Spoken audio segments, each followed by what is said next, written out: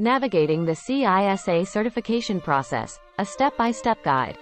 Navigating through the intricacies of the CISA certification process involves not only acquiring theoretical knowledge but also gaining practical experience in auditing information systems.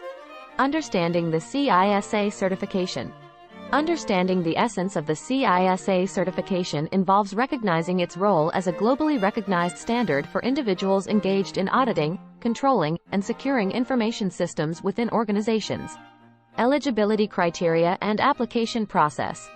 The eligibility criteria, stipulated by the Information Systems Audit and Control Association, ISACA, serve as a foundational benchmark to ensure that candidates possess the requisite knowledge and experience in information systems auditing and control. Strategizing your CISA exam preparation. Strategizing for CISA exam preparation involves a multifaceted approach encompassing domain-specific understanding, resource selection, effective time management, and stress reduction techniques.